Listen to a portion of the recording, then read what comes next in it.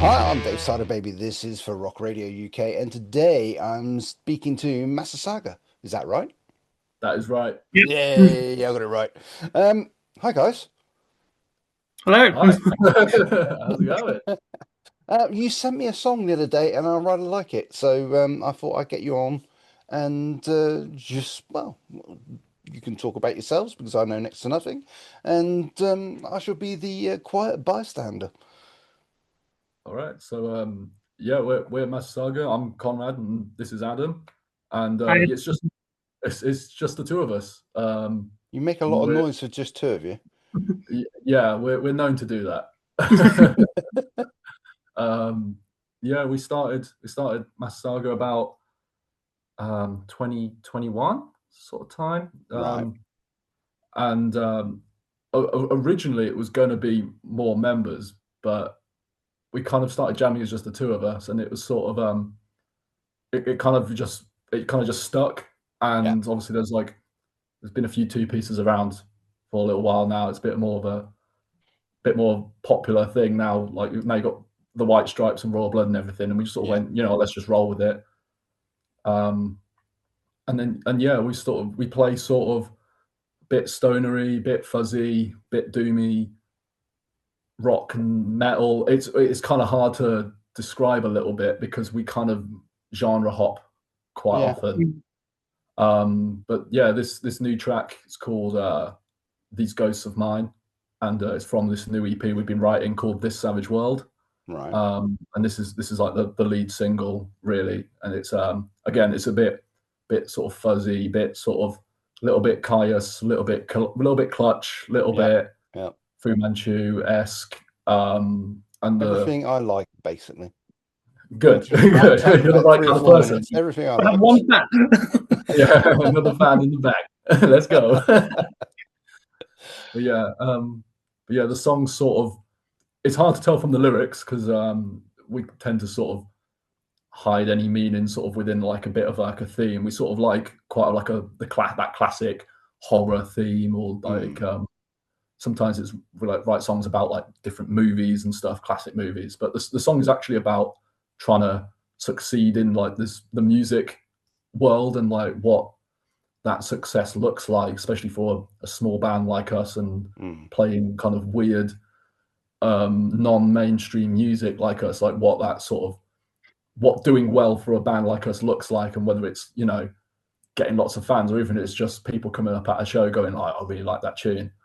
And that sort of like the self doubt you sort of get when you're writing, and sort of going, am I writing for me, or am I writing for other people that I don't even know? You know what I mean? And sort of the trying to navigate that creative outlet sort of thing. So it's a surprisingly sensitive song for a song that is very not sensitive in the slightest. If you just listen to it straight off the bat, it's not very like that at all. I mean, looking at you, I can see the sensitive side there. It's all written Oh right yeah, over your faces. yeah, we're very deep like that. I mean, I love it. I mean, it's just got that riff, got that rolling rhythm with it as well, and just the whole thing. Just for me, is just like wow. I mean, I just took me one listen, and I thought, no, I love this. So Thank you. That's I played it one. I played it on the radio this morning. The first time I've been back on the radio since Call of the World Festival, and it's like, yeah, let's go and turn a few heads. And there were a few people in the chat room that saying, "Oh, who is this?" So it's been passed around to the other DJs as well. So hopefully we'll get a bit more play. Excellent. Awesome. So you started in about 21, that sort of time. What other music have you got out there now at the moment?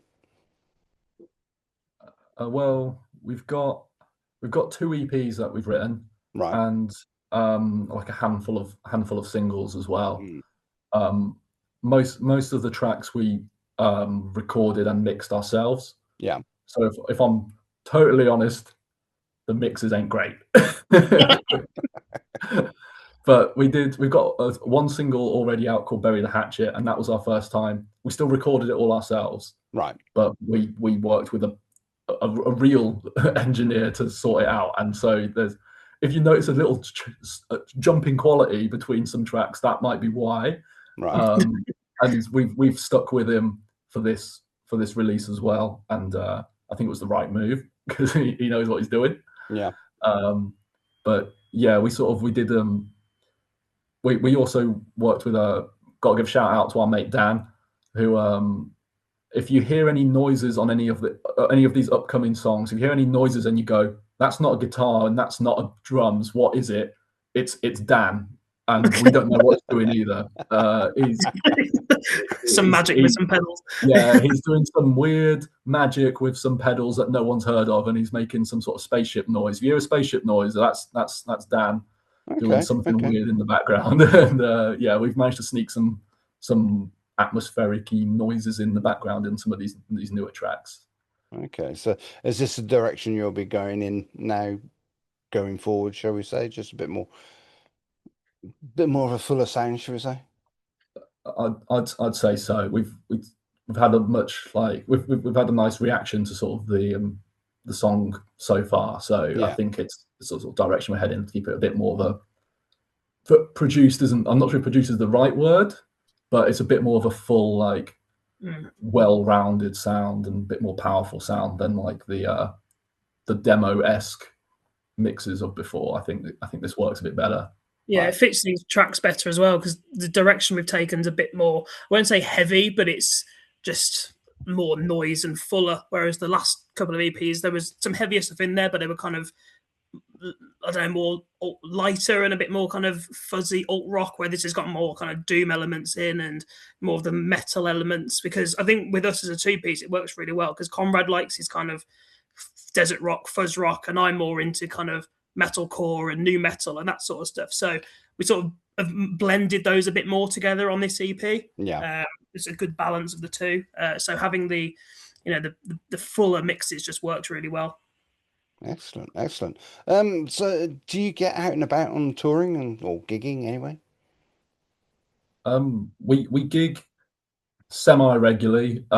We've mostly gigged around the Midlands at the moment. Yeah. While we're trying to build up a bit more of a following and everything, trying to find some bigger bands outside of the Midlands where we can go and like hop on a support show, just sort of get us out of the same sort of venues we've been playing. But we mostly do sort of around Coventry, Birmingham, Nottingham, Leicester, that sort of general Midlands area. So, but it'll be nice to get, hopefully with the new record and everything, we're going to try and do a bit more of a push on this on this record to try and see if we can get a bit further afield and play some sort of bigger gigs, a bit more around the country. It would be lovely to do like a tour once sort of the whole EP is ready or something, or maybe do like a week-long tour, try a few new spots for us. That'd be wicked. Yeah, I mean, it is very difficult for any fledgling band, shall we say, to break out of the area they're in. However, you need that strong base to start with, so people are actually saying, have you heard of these guys? Go and see this gig. Yeah, exactly. And eventually it does drift outwards from there. But I mean, you're in the heart of the country anyway. I mean, it's where metal was born, obviously. Yeah. Well, maybe not Coventry, but Yeah.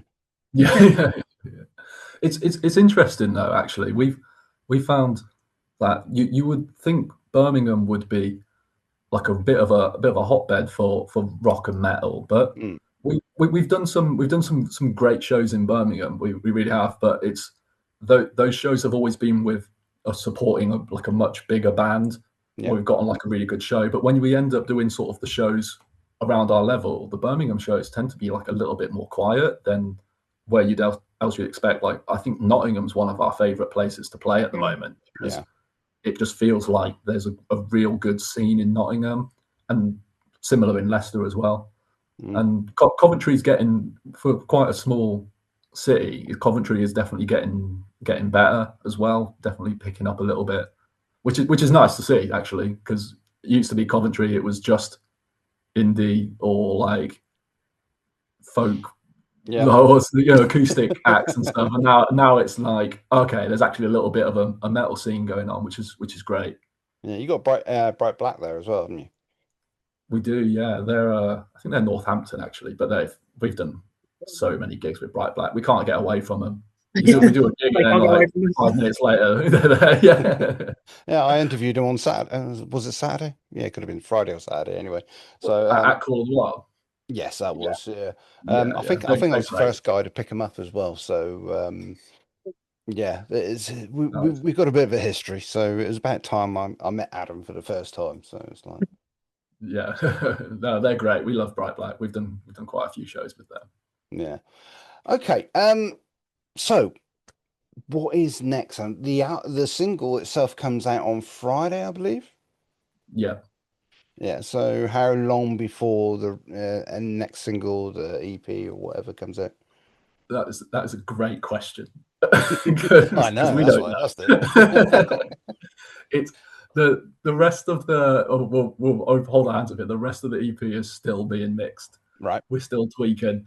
But we're planning on doing one more single, like a bit more of the next one will be a bit slower, a bit doomier. Then this is our fast, catchy one. We're going to do a slower, heavy one as a single as well, and then we'll drop the rest of the EP, which again is a nice mix of fast and gnarly, and then a bit slower, atmospheric-y type stuff as well. But we are still mixing it, so it's hard to say, oh, it'll be out in 3 weeks when you're still sort of going, maybe we'll tweak this a little bit. You know what I mean? But we're hoping within a couple of months to get the next one out. Okay. And then a month or two after that for the rest of them. Fingers crossed. I'm well, the current scene, as it were, with music, it is always better to, well, not dribble it out over a period of time, but have some sort of formulated plan and not just release an EP and then expect it to take off, or an album. It's like you get 2 songs now on an album, and that's all that's ever heard. Yeah, exactly. You do have to sort of do that sort of one track at a time thing, which is, I don't know, it feels annoying to release it like that, because you want to go, oh, just have it. And you're like, but that's not the way marketing works at the moment, does it? With social media and everything, you've got to like do it step at a time, sort of thing, which is a bit of a faff. But I think that's something we've really learned from our last couple of EPs, because the last 2 we dropped, I think we did a couple of singles, but there wasn't really a plan for them. Not that I recall, Whereas this time we've chosen this single, we've shot the music video and worked hard on doing the music video and all that, and we've got a loose timeline. And as Conrad mentioned, like the social media side of how you structure everything is a whole aspect of releasing music that I guess we hadn't really considered when we first started for the first year or two. The focus was, let's make some songs that we think sound good, whereas now it's songs, music, video, and the social side. It's all the whole thing together. So yeah. I mean, it is quite a learning curve with the social media. I mean, even I'm doing it on the radio, is just to get yourself known, to get that interaction up, and just to get yourself noticed. You're actually having to sometimes just post meaningless reels about nothing that just starts the ball rolling and stuff like that. I mean, it can be quite. We're well aware of that. Yeah. Okay. Have you got any gigs coming up now, and people can come see for themselves? Well, we've got a gig tomorrow. Right.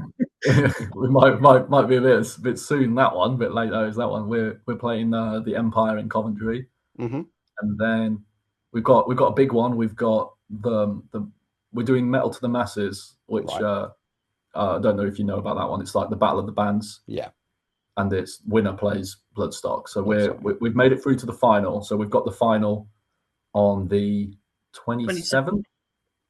Yeah, of June. So that's at the Arches again in Coventry. Where else we got? We've got Leicester in July, 18th of July, I think it is. We've got Leicester. I'll have a quick look in the calendar. Get some out there, yeah. I think because we've been recording so much and we've been focused more on the songs rather Yeah. than gigging the last few months, and we haven't been booking many gigs. Kind of, this is where the focus has been. So, yeah. Yeah, I mean, 18th of July in Leicester yeah, is one of them. And then I think we've got one in Birmingham in November. Yeah, the 14th of November, and that's at the Sunflower Lounge. So we've got some in the calendar, but we've been trying to focus on getting the songs done over like getting the gigs in. But then people offer it, and you can't say no. You know what I mean? You want to be out there playing. So yeah. I mean, you're not going to go to the Metal the Masses and say, no, sorry, no, I can't do that date in Bloodstock. Give it to the yeah, second place. exactly. I mean, that is going to be quite something just to get on that new blood stage, because I went last year. I haven't been in Bloodstock for, I don't know, 4 years or something like that. And I went last year, and just to see the difference, the crowd in that tent, it just fills and overspills, outside. And you are playing to literally thousands of people, potential new fans, which is it's mind blowing. It It's really such a is. good way of getting of just one, the experience of it all, and like the opportunity to play such a big crowd and win over such like fans in like that 1.5 hour set. Mm. It is a great opportunity. But yeah, fingers crossed, because we got to win it first. we ain't Who are there you yet. up against? We're up against four bands. We've got Yeah. a band called Methodemic, who are sort of like a proggy metal band. They're quite cool. Singer's got a great voice. Like a deathcore. Is it? So reckon deathcore sort of style, Adam? Mm. Ferret? Yeah, I haven't caught them, but I think so. They're quite theatrical as well, like performative, I guess. With that, Right. so whereas we're more go on stage, blast the songs, and just make noise for half an hour. They have their kind of quirky bits, I guess. To make it more of Yeah. a show, I guess. Yeah. So they're good. Yeah. We've got Meet Your Maker. Oh, sorry. You got Oh, no, Meet Your no, Maker, who are like a kind of metalcore band.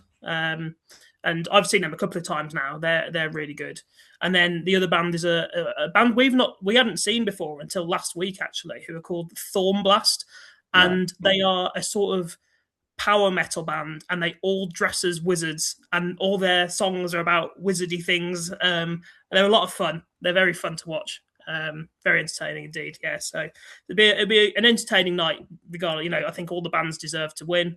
Well, they wouldn't be in the final otherwise. And but it'll be anyone who comes to that. It'll be a great night regardless. So Yeah.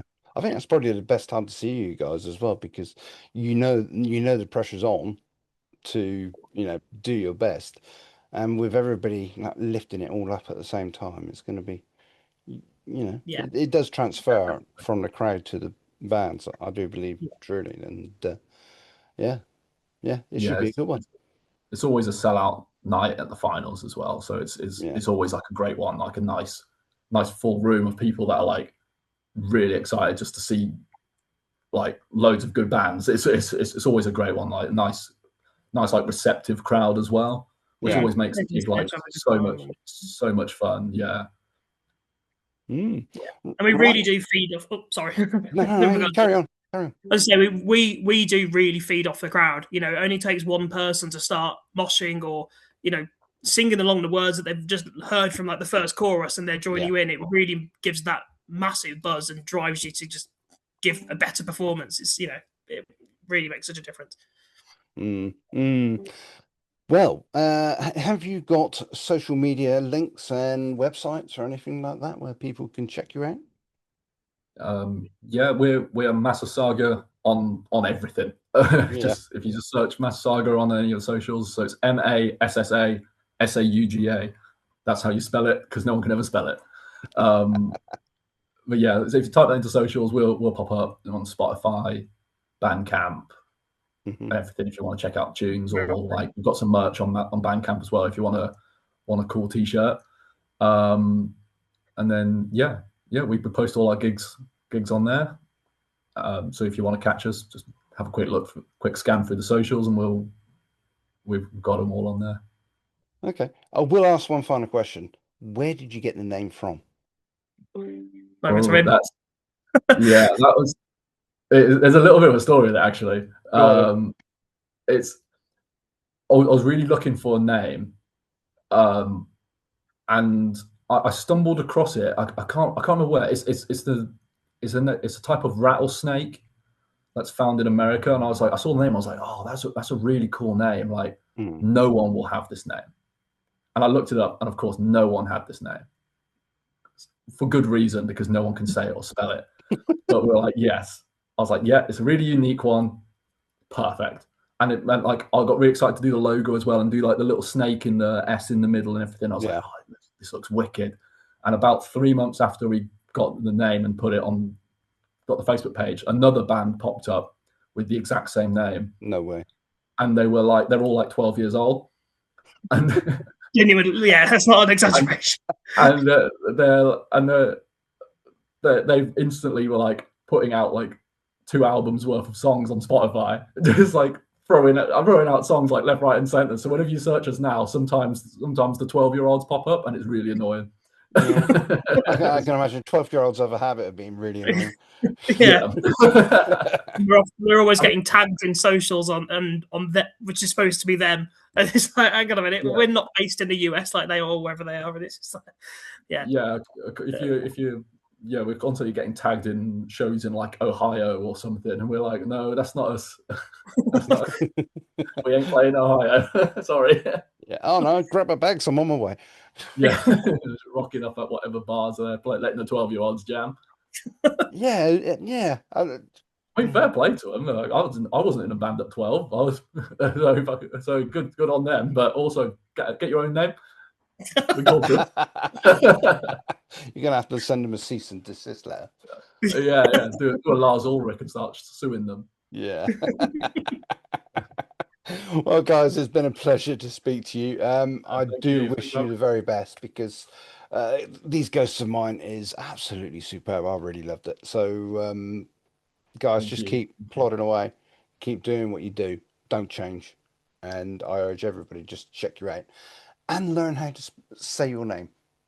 Yeah, we need to put out a PSA. Pronunciation. Yeah.